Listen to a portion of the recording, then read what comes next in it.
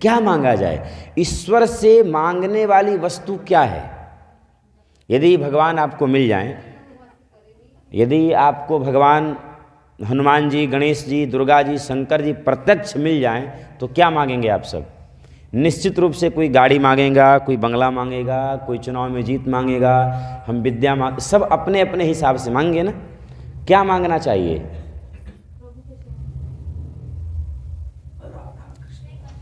क्या मांगना चाहिए? एक बार एक कैद खाने में राष्ट्रपति का आगमन हुआ। सारे कैदी बड़े खुश हुए, राष्ट्रपति आ रहे हैं, मैं तो टीवी मांगूंगा, मेरे रूम में पंखा नहीं है, मैं पंखा मांगूंगा, मुझे पत्नी से भेंट किए हुए बहुत दिन हो गया, 5 दिन के रोल पर मैं जाऊंगा, घर पत्नी से मिल के आऊँगा, वहाँ का समोसा खाए हुए बहुत दिन हो गया, मैं समोसा मांग। सब आए, समय उपस्थित हुआ, राष्ट्रपति जी आए कैद खाने का निरीक्षण करने। कभी कभी होता है ऐसा, या रूल है। वह अपने कैदियों से मिलने आए, किसी ने कुछ मांगा, किसी ने कुछ मांगा, सबको राष्ट्रपति है। फांसी की सजा को माफ़ करने की क्षमता है उसके कलम में, उसके अंदर वह क्षमता है, ताकत है, पावर है। एक कोने में दुबला पतला व्यक्ति कैदी बिल्कुल शांत स्वभाव का पड़ा हुआ था। उसने उनसे कुछ नहीं मांगा। राष्ट्रपति को आश्चर्य हुआ, यह तो कुछ नहीं मांग रहा है। सबने, किसी ने टीवी लगवाया, किसी ने पंखा लगवाया, किसी ने पत्नी से मिलने की बात कही, सबने अपने अपने हिसाब से मांगा, यह कुछ नहीं मांग रहा है। क्या मांगना चाहिए? उसके पास राष्ट्रपति पुनः गए। राष्ट्रपति उसके पास गए और बोले, आपने कुछ नहीं मांगा, क्या आपका कोई डिमांड नहीं है? क्या आपकी कोई मनोकामना नहीं है? हम राष्ट्रपति हैं। कहा, साहब मांगने को तो है, लेकिन पहले आप वादा करिए कि जो मैं मांगूंगा उसको दे देंगे। वह जानता था, होशियार कैदी था प्रशांत की तरह। उसने कहा, ऐसा है, मुझे मालूम है, मुझे इस कैद खाने से और मेरी सज़ा को माफ़ करवा दीजिए, मैं इसमें रहना ही नहीं चाहता हूँ, मैं इससे मुक्त हो जाना चाहता हूँ। कल्पना करिए, बात समझ में आई? उस कैदी ने कितनी अच्छी बात मांगी। वह जानता था राष्ट्रपति हैं, या चाहेंगे तो हमारे लिए जेल क्या। कितनी अच्छी बात मांगी। ईश्वर मिल जाए कभी किसी जन्म में, किसी कारणवश, किसी दैवीय कृपा से, तो क्या मांगा जाए? ईश्वर से, ईश्वर को मांगा जाए। परमात्मा से परमात्मा को ही मांगा जाए। मैं अगर मांगूं तुझे, तुम न देना कुछ मुझे, वरना आशिक नहीं, मजदूर हो जाऊंगा मैं, मजदूर हो जाऊंगा मैं। ईश्वर से ईश्वर को ही मांगा जाए। क्यों मांगा जाए? ईश्वर से ईश्वर मिल जाए, फिर बाकी क्या रहा?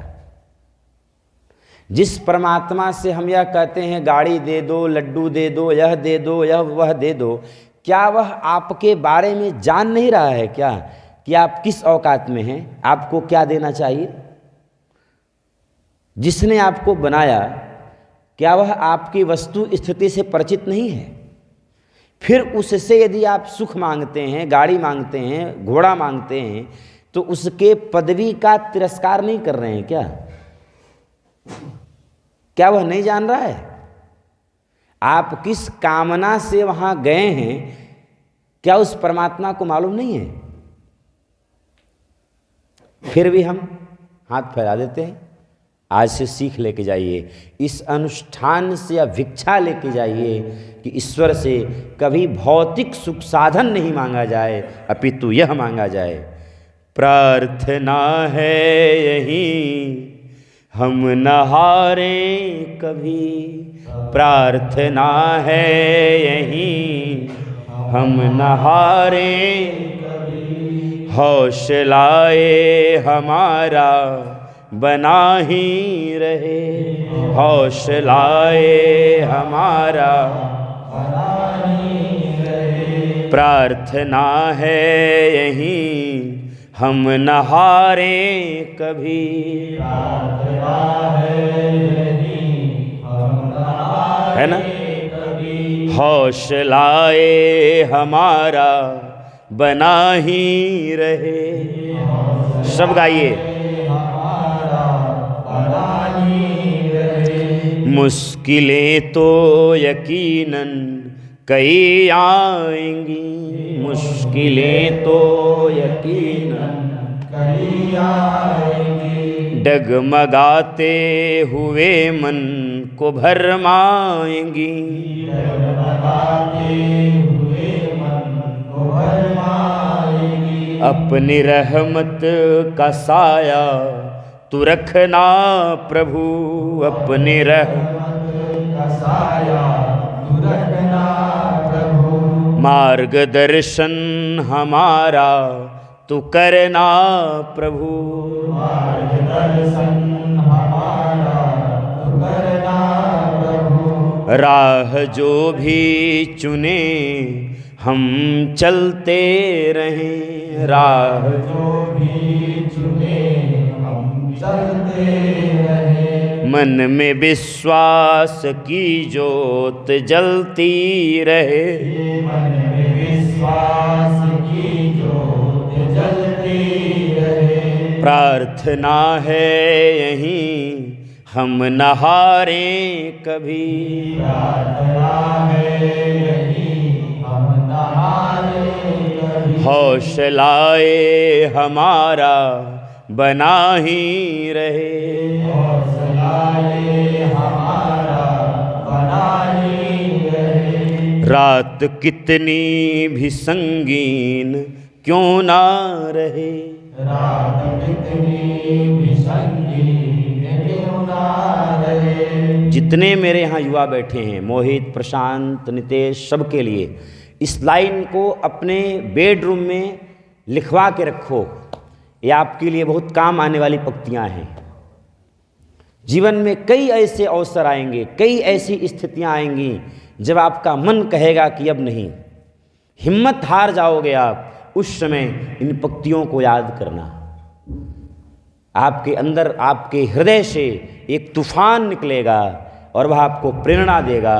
मुश्किलों से भागना नहीं है, मुश्किलों से डरना नहीं है, उसका सामना करना है। मुश्किलें तो यकीनन कई आएंगी, मुश्किलें तो यकीनन कई आएंगी, रात कितनी भी संगीन क्यों ना रहे, रात कितनी भी संगीन क्यों ना रहे। सुबह को रोक पाई है कब आने से, सुबह को रोक पाई है कब आने से, फिर उगेगा सवेरा खिलेगा चमन, फिर उगेगा सवेरा खिलेगा चमन। आपने फूलों को देखा होगा, फूल जैसे यह फूल है ना, ये फूल, एक पुष्प दीजिए हमको। सब लोग सोचते हैं, और आप सब बुद्धिजीवी वर्ग हैं, यह फूल भगवान को बहुत प्यारा है, बहुत प्रिय है ना। आप सब लोग सोचते होंगे कि यह फूल कौन सा पुण्य किया होगा, कौन से ऐसे संत गुरु का आशीर्वाद इसको मिला है कि यह भगवान के गले का हार बन रहा है, भगवान के कंठ में डाला जा रहा है, भगवान के मस्तक पर सुशोभित हो रहा है। इस पुष्प ने ऐसा कौन सा पुण्य किया है? आप लोगों के मन में आता होगा ना। कितना देखो, कितना भी बड़ा से बड़ा यज्ञ क्यों न हो, पुष्प नहीं आए तो क्या पूजा मानी जाएगी? बिना फूल का पूजा होगा? नहीं होगा। लेकिन कभी इसके संघर्ष पर, आप सब युवा के लिए इसके संघर्ष पर कभी चिंतन करो, कभी थिंकिंग करो कि इस पुष्प ने कितना स्ट्रगल किया है, क्या किया है। फूल से जाकर के पूछो छाई है कितनी बहार, फूल से जाकर के पूछो छाई है कितनी बहार, रात भर कांटों पे सोया डाल पर आने के बाद, डाल पर आने के बाद, रात भर कांटों पे सोया डाल पर आने के बाद। कल्पना करिए, हम सुख चाहते हैं, संघर्ष नहीं चाहते। हम कभी हार नहीं चाहते, हम हमेशा जीत चाहते हैं। कैसे? सुख और दुख दोनों जीवन के एक ही पहलू हैं। हम पुष्प को तो देखते हैं, लेकिन इसके संघर्ष को देखिए कि इसने कितना परिश्रम किया। ये लोग किसान हैं, इनसे पूछिए कि जब धान अथवा गेहूं का फसल जब एक किसान देखता है अपने खेतों में लहलहाता हुआ, तो उसका कलेजा 4 गुना हो जाता है। ऐसा लगता है कि इंद्र का जो सुख है इस समय उसके कलेजे में आ रहा है। कि लेकिन उस गेहूं को वहाँ तक लाने में, उस फसल को उगाने में, उस बीज की यात्रा पर विचार करिए कि वह बीज डाला गया होगा, उसमें निराई हुई होगी, उसमें खाद पानी डाला गया होगा, वह मिट्टी में दबा होगा, मिट्टी में संघर्ष किया, ओला सहा, शीत बयार सहा, न जाने कितने कितने बारिश का बूंद पत्थर पड़े, उन सबको सहा, तब जाकर के आज खेतों में लहलहा रहा है। आप सब भी यदि संघर्ष करेंगे, परिश्रम करेंगे, मेहनत करेंगे, तभी इस पुष्प की तरह समाज के कंठ का हार बनेंगे, परिवार के कंठ का हार बनेंगे, राष्ट्र के कंठ का हार बनेंगे। इसलिए रात कितनी भी संगीन क्यों ना रहे, रात कितनी भी संगीन क्यों ना रहे, सुबह को रोक पाई है कब आने से, सुबह को रोक पाई है कब आने से। ये जो पंक्तियां समझ में आ रही हैं आप लोगों को? कितना भी अंधेरा हो, कभी कभी ठंड में, इस बार या उस वर्ष जो भी रहा, कभी भी शीतकाल होता है। आपने देखा है ना शीतकाल, बहुत कभी कभी 10-10 दिन, 15-15 दिन सूरज का दर्शन नहीं होता है। लेकिन क्या वह शीतकाल, क्या वह बादल, क्या वह कोहरा कभी सूरज को रोक सकता है? और कब तक रोकेगा? 2 दिन, 4 दिन, 10 दिन, 15 दिन, 20 दिन, 1 महीना। उसके बाद चांद कब तक ग्रहण में रहेगा? कब तक? कब तक रहेगा? 1 दिन, 2 दिन, 4 दिन, उसके बाद तो सवेरा होना ही है। इसलिए गाइए, रात कितनी भी संगीन क्यों ना रहे, रात कितनी भी संगीन क्यों ना रहे, सुबह को रोक पाई है कब आने से, सुबह को रोक पाई है कब आने से, फिर उगेगा सवेरा खिलेंगे चमन, फिर उगेगा सवेरा खिलेंगे चमन, एक इसी सोच में हम रहें बस मगन, इसी सोच में हम रहें बस मगन, प्रार्थना है यहीं हम न हारे कभी, प्रार्थना है यहीं हम न हारे कभी। हारने का मतलब, हारने का मतलब, कभी आपका कोई एग्ज़ाम आया, कुछ ऐसे जीवन में कुछ ऐसी परेशानियां आईं, कभी आप फेल कर गए, कभी आपकी तैयारी बहुत अच्छी थी लेकिन आप नहीं निकल पाए, इस ज़िंदगी के रेस में, इस ज़िंदगी के दौड़ में कभी आप हार गए, कभी जीवन के जंग में हार गए, वहाँ पछतावा नहीं होना चाहिए, वहाँ घबराहट नहीं होना चाहिए, वहाँ अफसोस नहीं होना चाहिए, अपितु ईश्वर से यह कहना चाहिए, ज़रूर मेरे कर्म में, मेरे नियत में कोई भूल रही है, इसलिए आपने ऐसा किया। इसको भी माथे पर, आपके जीत को भी माथे पर, आपके हार को भी माथे पर अब ऐसी शक्ति दीजिए, अब ऐसी प्रेरणा दीजिए, अगला जो हो, जो आने वाला जीवन का जो पथ हो, आने वाली जो जीवन की यात्रा हो, मैं और बेहतर से बेहतर करूं, और इस हार को इस हमारी जीवन के जंग को सहने की क्षमता दीजिए। यही मांगना है। ख्वाहिशों से नहीं गिरते हैं फूल झोली में, केवल सपने देखने से नहीं होगा। ख्वाहिशों से नहीं गिरते हैं फूल झोली में, कर्म की साख को हिलाना होगा। ख्वाहिशों से नहीं गिरते हैं फूल झोली में, कर्म की साख को हिलाना होगा। कुछ नहीं होगा कोसने से अंधेरों को, कुछ नहीं होगा कोसने से अंधेरों को, अपने हिस्से का दिया खुद ही जलाना होगा, खुद ही जलाना होगा, खुद ही जलाना होगा। रात कितनी भी संगीन क्यों ना रहे, रात कितनी भी संगीन क्यों ना रहे, सुबह को रोक पाई है कब आने से, सुबह को रोक पाई है कब आने से, फिर उगेगा सवेरा खिलेंगे चमन, फिर उगेगा सवेरा खिलेंगे चमन। बस इसी सोच में हम रहें बस मगन, बस इसी सोच में हम रहें बस मगन। प्रार्थना है यहीं हम न हारें कभी, प्रार्थना है यहीं हम न हारें कभी, हौसलाए हमारा बना ही रहे, हौसला ये हमारा बना ही रहे, आस उम्मीद का साथ छूटे नहीं, आस उम्मीद का साथ छूटे नहीं, एक सपना जो देखा है टूटे नहीं, एक सपना जो देखा है टूटे नहीं, आस उम्मीद का साथ छूटे